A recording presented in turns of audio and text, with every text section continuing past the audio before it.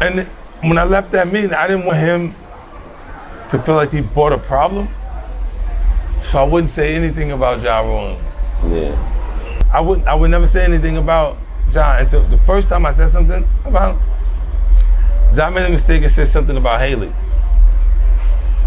When he said something about Haley, he thought that they made some sort of kind of connection when they was getting high or some shit like that. And I'm like, what the f made him think like this? Like it was, and I'm like, it was a Friday evening. Em didn't record that Friday. I recorded that Friday, that Saturday, that Sunday.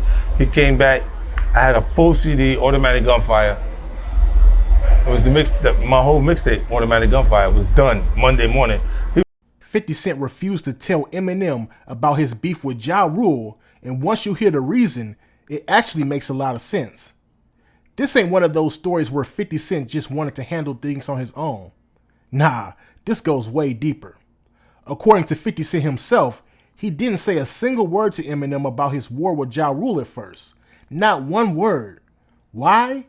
Because 50 Cent didn't want Eminem to feel like he brought a problem into his circle. And that alone says a lot about how much respect 50 Cent had for Eminem from day one. It felt so good that it couldn't be like right. You know what I'm saying? And I'm like, yo, nah. And when I left that meeting, I didn't want him to feel like he brought a problem. So I wouldn't say anything about Ja Rule. Yeah. I kept it, I didn't say one thing. How long did the meet last? It was like, when I met him, the first night I met him, he had an event. It was the Marshall Mathers LP just came out the first week. He sold 1.7 million records. And he was so excited about me that I'm looking like, you serious? You know what I'm saying? Like, yo. And by the time I got back, and I would never say anything about Ja until the first time I said something about him. Ja made a mistake and said something about Haley. When he said something about Haley, he thought that they made some sort of kind of connection when they was getting high or some shit like that. And I'm like, what the f made him think like this? Like it was, and I'm like, it was a Friday evening. Em didn't record that Friday. I recorded that Friday, that Saturday, that Sunday. He came back. I had a full CD, Automatic Gunfire. It was my whole mixtape, Automatic Gunfire, was done Monday morning. He was listening. He's going, yo, when did y'all get a chance to? All this shit was this weekend. Like I was dying to do that. I just didn't want him to feel like he brought a problem because I know he didn't understand the severity of who I am is. You know, like it's a little different. Like for me, it's like consequences is you dead. It's not enough to talk about. Like, I mean, he didn't quite understand that. He was listening to the material. He was listening to the music. It's hot. It's hot. How much money did he give you for that first deal? I got $1 million. Cash, after taxes. The only person that pointed out that $1 million was no money was Damon Dash, and he has no money now. First off, let's just make sure we give Eminem his flowers. Like 50 Cent said, when he first met Eminem, M was off the Marshall Mathers LP success. First week numbers, 1.7 million. And with all that happening in his world, Eminem was still super excited to meet 50 Cent. Like a fan. 50 even said it made him feel uncomfortable how good it felt.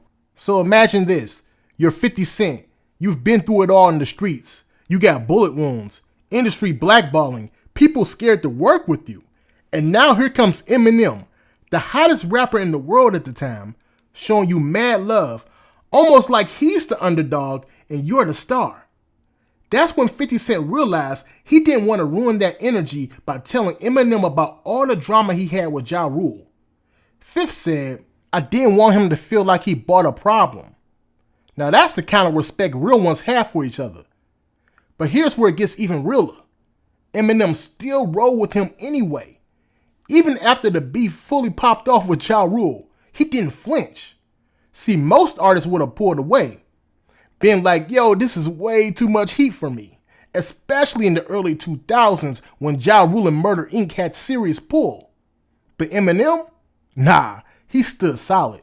Even when Ja Rule dissed him and brought up his daughter Haley, which was the moment things went way too far, Eminem didn't just sit back. He jumped in the trenches with 50 Cent. So that's why we gotta call it like it is. Eminem is a real one. He didn't care that 50 Cent came with drama. He didn't care that 50 Cent was already in a war. He saw talent. He saw somebody with a story, and he saw somebody he believed in. That's loyalty you can't buy. And that's why even 2 decades later, their bond is still solid. No scandals, no sneak disses, no fake love.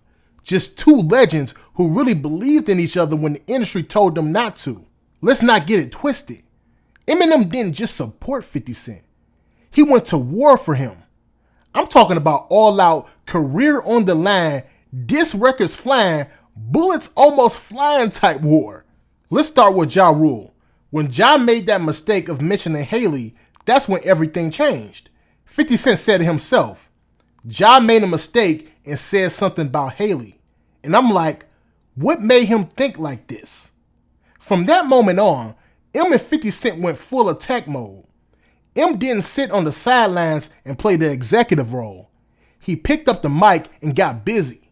And when 50 Cent came back that Monday morning with the whole mixtape, Eminem was shocked like, when did y'all find time to get this done? That's the level of synergy they had. But let's not stop at Ja Rule. Eminem also went to war with Suge Knight. Now that's not normal behavior for a rapper with everything to lose. Suge had a reputation in the industry. He wasn't somebody you just casually name dropped. But when 50 Cent got into it with people from the West Coast, Eminem didn't back down. He clapped back. Same thing with Benzino. Now a lot of y'all might forget how deep that one went, but Eminem could have easily stayed quiet. Instead, he went bar for bar and diss for diss. It's like M looked at it like, if you come for one of us, you come for all of us. And this is where things really show the difference between Eminem and other top tier rappers. A lot of these dudes today won't even like your post if it means upsetting the wrong person. They move with politics and fear. Eminem, however, moved with heart. He could have played it safe, stayed out the beef, and just collected his royalties from 50 Cent's success. But he didn't. He chose to jump in the fire. And 50 Cent never forgot that. That's why anytime you hear 50 Cent talk about Eminem, it's with the utmost love and loyalty. Because when everybody else backed away, Eminem said, nah, I'm riding. He put his career, his legacy, and even his safety on the line to make sure 50 Cent made it out that war alive. That's not just a business partner, that's a brother. When the industry turned their backs on 50 Cent, Eminem didn't. Let's take it back to the 2004 Grammys, the year Get Rich or Die Trying dropped like a nuclear bomb on hip-hop. We talking about an album that sold over 870,000 copies in its first week, got everybody playing it on repeat, and literally changed the sound of hip-hop overnight. But guess what? The Grammy straight up snubbed 50 Cent for Best New Artist. They gave the award to Evanescence. That's right, Evanescence. Now 50 Cent kept his cool at that time. He stood up, walked on stage while they were accepting the award and just stood there. No words, no yelling. Just straight New York energy like, y'all know this ain't right. The whole world was watching, but while 50 Cent was playing it smooth on the outside, you already know who wasn't having it behind the scenes. Eminem. Eminem was furious. This was supposed to be a moment of celebration. 50 Cent was his artist, his protege. He helped mold their entire debut rollout. And the Grammys disrespected that moment by giving it to a rock band over the biggest rap breakthrough since Eminem himself. This wasn't just a loss for hip hop. This was the industry telling them, we still don't respect what y'all doing. And from that day forward, Eminem declared war. He's gone on record several times talking about his hatred for the Grammys. In fact, during a 2020 interview with Sway, Eminem said, I'm tired of seeing it. For whatever reason, they've always pitched us against each other. I'm not going back to the Grammys. I'm done with that. Because of that whole 50 Cent situation. That was the final straw. Y'all hear that? He said that was the final straw. He could have taken the award show route, played politics, smiled for the cameras, but instead he doubled down on loyalty.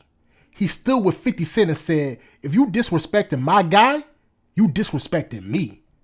It wasn't just about music. It was about principle. That's something a lot of these so-called industry friends don't have at all. They'll sit next to you in the studio, share the limelight, but when you don't get your flowers, they're silent about it. Not Eminem. Eminem stood on business, and he's never let it go. To this day, he hasn't fully forgiven the Grammys. You can hear it in his interviews, feel it in his tone, and see it in the fact that he rarely shows up anymore. He doesn't care about those trophies, not when they ignore the biggest moments in hip-hop. That right there is real loyalty. How many artists you know would go against an institution like the Grammys just to back up their day one? Only a few, and Eminem is one of them. Now this part right here is hilarious. 50 Cent ended his story with straight shade towards Dame Dash. And let me tell you, it was classic 50 Cent. See, back when 50 Cent got his first deal, he got $1 million in advance. And the only person who had something slick to say about it was Dame Dash. Dame said $1 million was no money. Well, fast forward to now, and 50 Cent flat out said, the only person that pointed out that $1 million was no money was Damon Dash. And he has no money now. Bruh, that's the kind of line that cuts deep because it's not just funny, it's also kind of low-key true. Dame Dash has been caught up in lawsuit after lawsuit over the last few years. He had to sell off his studios. He got sued by so many people. He got dragged into public spats with Jay-Z, Lee Daniels, and even more. At one point, he even admitted he was struggling financially and asked the court to lower his child support payments. So while Dame Dash was laughing at 50 Cent's $1 million back then, it's wild to see how 50 flipped that into an empire. Power, BMF, champagne, cognac, international tours. And Dame Dash? Well, he's back on podcasts yelling about how nobody shows him love. It's crazy how the tables turned. And 50 Cent ain't forget none of that. You could tell by the way he casually said that line like it was just a passing joke. But we know 50 Cent. He meant that. He was waiting years to say that one. Now to be fair, Dame Dash has done some legendary things. We ain't gonna act like he didn't help build Rockefeller. But you can't clown somebody's come up and then fall off yourself and expect grace. Especially not from somebody like 50 Cent. 50 Cent keeps score. So when Dame Dash said that $1 million was no money, 50 Cent remembered that. And now, after everything he's built, he made sure to get that jab back in. It's like 50 Cent was saying, I don't need your approval. I needed my own lane. And now I'm up while you're struggling to stay relevant. Dame Dash tried to clown him, but 50 Cent got the last laugh. See, 50 Cent refused to tell Eminem about his beef with Ja Rule because he didn't want to bring drama to somebody who showed him so much love. Eminem didn't need to know. He just needed to believe. And he did. He believed so hard that he went to war with 50. Against Suge, against Benzino, against Ja Rule. He risked it all. Meanwhile, the haters are watching from the sidelines. But 50 Cent, he's still standing, still winning, and still remembering who had his back when it mattered most.